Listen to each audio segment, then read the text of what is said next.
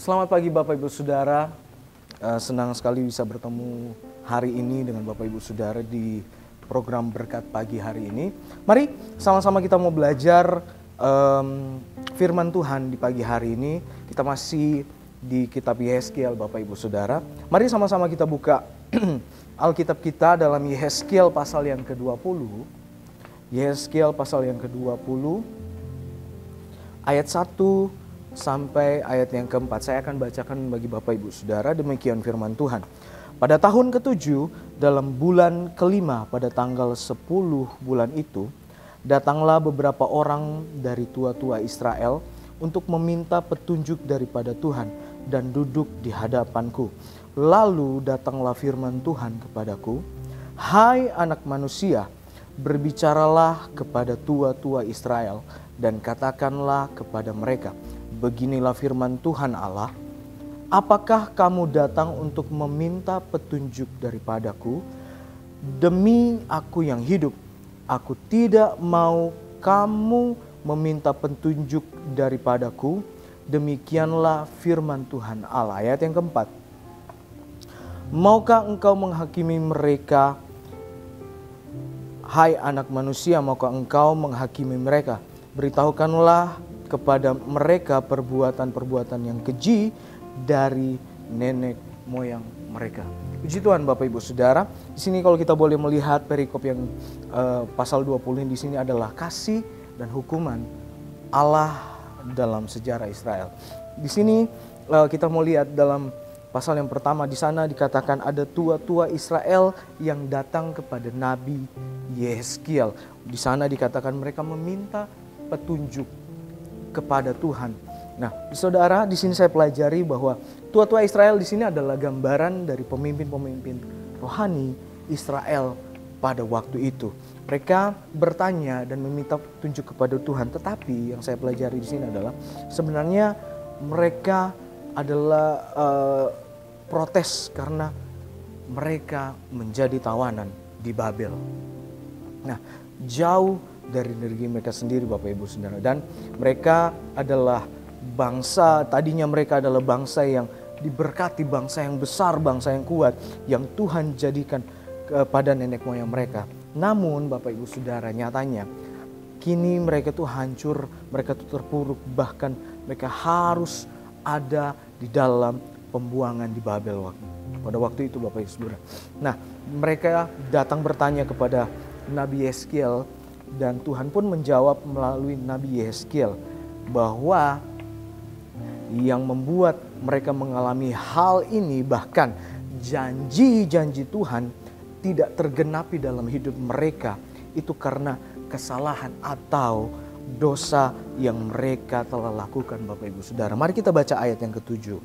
Di sana dikatakan, "Dan aku berkata kepada mereka, biarlah setiap orang membuangkan dewa-dewanya yang menjijikan kemana ia selalu melihat, dan janganlah menajiskan dirimu dengan berhala-berhala Mesir. Akulah Tuhan Allahmu." Kita lanjut di ayat 8. "Tetapi mereka berontak terhadap aku dan tidak mau mendengar kepadaku. Setiap orang tidak membuangkan dewa-dewanya yang menjijikan kemana ia selalu melihat, dan tidak meninggalkan berhala Mesir, maka aku bermaksud hendak mencurahkan amarahku ke atas mereka untuk melampiaskan murkaku kepadanya di tengah-tengah tanah Mesir." Kita lanjut Bapak Ibu Saudara di ayat yang ke-13. Di sana dikatakan, "Tetapi kaum Israel memberontak terhadap aku di padang gurun. Mereka tidak hidup menurut ketetapanku, dan mereka menolak peraturan-peraturanku yang kalau manusia melakukannya ia akan hidup. Mereka juga melanggar kekudusan hari-hari Sabatku dengan sangat maka aku bermaksud hendak mencurahkan amarahku ke atas mereka di padang gurun hendak membinasakan mereka. Kita lanjut Bapak Ibu Saudara di pasal yang ke-17. Tetapi aku merasa sayang melihat mereka sehingga aku tidak membinasakannya dan tidak menghabisinya di padang gurun. Kita lanjut di pasal 27. Oleh karena itu berbicaralah kepada kaum Israel, hai anak manusia, dan katakanlah kepada mereka, beginilah firman Tuhan Allah. Dalam hal ini juga nenek moyangmu menghujat aku, yaitu mereka berubah setia kepadaku. Nah, Bapak Ibu Saudara, saat mereka di tanah Mesir, mereka ditindas, saat mereka diperbudak di Mesir, Bapak Ibu Saudara, saat itu mereka juga berseru kepada Tuhan dan Tuhan mengasihi mereka. Tuhan pun membebaskan mereka, bahkan Tuhan menuntun mereka keluar dari tanah Mesir menuju ke tanah perjanjian, Bapak Ibu Saudara. Nah, tetapi Alkitab mencatat lagi-lagi mereka di padang gurun, mereka berontak kepada Tuhan. Di ayat yang ke-13 tadi yang kita sudah baca, Bapak Ibu Saudara. Dan saat pun di tanah perjanjian mereka sudah menikmati tanah yang Tuhan sudah janjikan kepada mereka. Di sana juga banyak hal yang mereka terima daripada Tuhan. Bahkan mereka jadi bangsa yang besar, bahkan mereka menjadi bangsa yang kuat. Tetapi Alkitab mencatat lagi-lagi mereka berubah setianya kepada Tuhan. Nah, Bapak Ibu Saudara, kita lihat bangsa Israel ini adalah bangsa yang tegar tengkuk, Bapak Ibu Saudara ya. Tapi Tuhan masih mengasihi mereka. Nah, karena mereka berubah setia kepada Tuhan, akhirnya mereka tidak menerima yang namanya janji daripada Tuhan. Malahan mereka mengalami yang namanya kesesakan, penderitaan, kesengsaraan. Di sini Bapak Ibu Saudara sebagai poin, sebagai orang Kristen, apa kita tidak akan mengalami yang namanya kesusahan kah, penderitaan kah? Bukan seperti itu Bapak Ibu Saudara ya, tetapi bisa saja Tuhan mengizinkan segala sesuatu, atau Tuhan mengizinkan kita mengalami yang namanya penderitaan, kesusahan. Yang menjadi pertanyaannya adalah Bapak Ibu Saudara,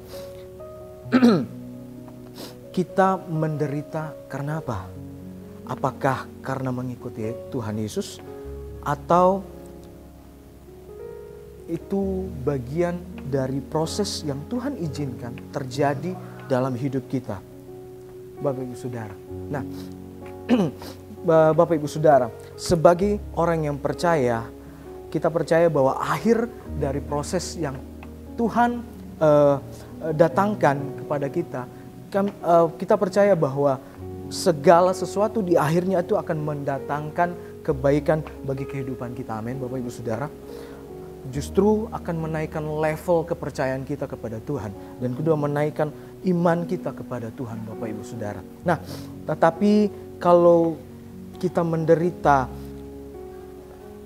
karena kita berpaling daripada Tuhan, bahkan ada ilah-ilah lain atau ada sesuatu, kita lebih mengasihi hal-hal yang lain daripada Tuhan, Bapak Ibu Saudara. Bapak Ibu Saudara, saya mau bilang bahwa Allah kita adalah Allah yang cemburu. Saya mau bilang Allah kita adalah Allah yang cemburu. Itulah sebabnya Bapak Ibu Saudara, mari kita lebih mengasihi Tuhan kita. Karena hanya dalam tangan Tuhan saja ada masa depan. Bahkan ada rancangan-rancangan Tuhan yang terbaik dalam hidup kita. Ada janji-janji Tuhan yang besar yang ada janji-janji Tuhan yang besar bagi kita, Bapak Ibu Saudara. Namun masalahnya untuk tergenapi atau tidak janji Tuhan tersebut bagi hidup kita, itu tergantung bagaimana kita meresponinya, Bapak Ibu Saudara. Apakah kita menjadi orang yang percaya, yang tetap setia kepada Tuhan, yang tetap mengasihi Tuhan, melayani Tuhan dengan sungguh-sungguh, Bapak Ibu Saudara? Jawabannya ada dalam diri Bapak Ibu Saudara. Sebabnya saya mau bilang kepada Bapak Ibu Saudara, tetap percaya kepada Tuhan. Tuhan tidak pernah meninggalkan kita. ayat yang terakhir saya mau kasih kepada Bapak Ibu Saudara, Yesaya 41, Yesaya 41 ayat yang ke-13. Saya bacakan bagi Bapak Ibu Saudara. Sebab aku ini Tuhan Allahmu, memegang tangan kananmu dan berkata kepadamu, janganlah takut, akulah yang menolong engkau. Amin. Puji Tuhan Bapak Ibu Saudara. Inilah firman Tuhan yang boleh menjadi kekuatan bagi kita. Saya percaya kita diberkati oleh Tuhan di pagi hari ini. Immanuel, Allah beserta dengan kita. Perlu kau Tuhan.